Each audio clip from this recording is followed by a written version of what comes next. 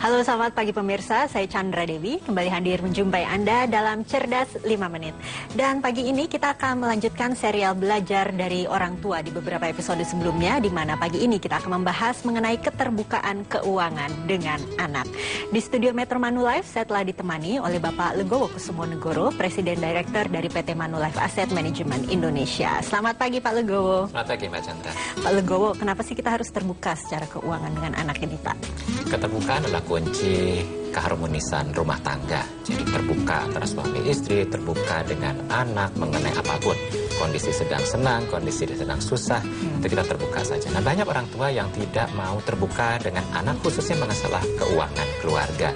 Banyak keluarga atau banyak orang tua yang menjalankan hidup dengan gaya hidup semu. Atau orang tua yang bersedia untuk punya hutang, tapi dia bisa jalan-jalan ke luar negeri, bisa punya mobil mewah, punya rumah mewah, bisa membelikan anaknya gadget yang seperti teman-temannya, dipaksakan seperti itu, padahal sebetulnya mereka belum mampu secara finansial.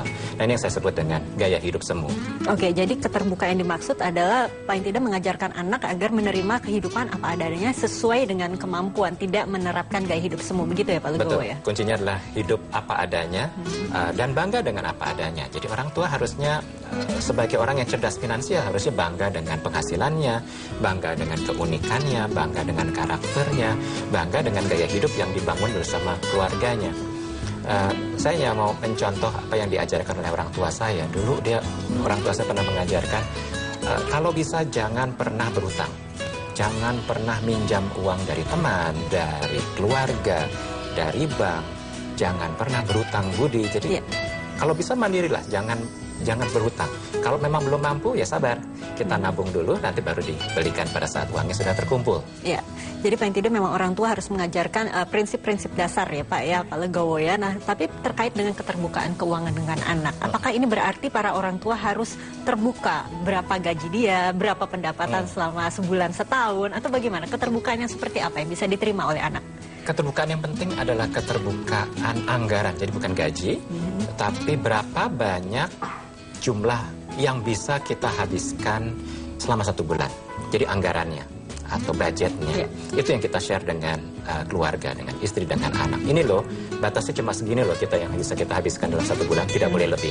Tentunya ini tidak bisa disampaikan kepada anak langsung. Kalau anak masih kecil tentunya belum mengerti. Jadi memang ada tahapan kesiapan anak untuk menerima ya. Betul. Kalau anak masih kecil ya kita hanya bisa bilang, ya kita inginnya banyak tapi uang hanya sedikit. Jadi kalau kamu minta ini, maaf, tidak gitu ya.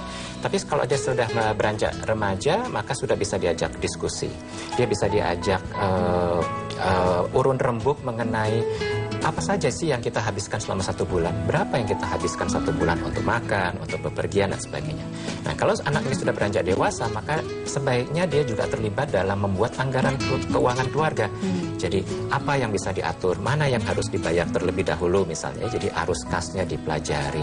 Apakah bulan ini kita bisa irit? Oh, ternyata bulan ini kita lebih banyak daripada bulan lalu.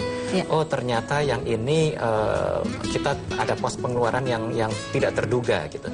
Jadi, anak semua sudah harus terlibat sehingga mereka terlatih. Nanti pada saat dewasa punya keluarga, mereka bisa jalankan sendiri. Ya, harapannya anak belajar bahwa kalau dia mau punya uang, dia harus bekerja dengan baik, dengan halal, dan dia harus bangga dengan penghasilannya. Kedua, kalau dia ingin sesuatu dan belum punya, dia harus nabung, harus sabar.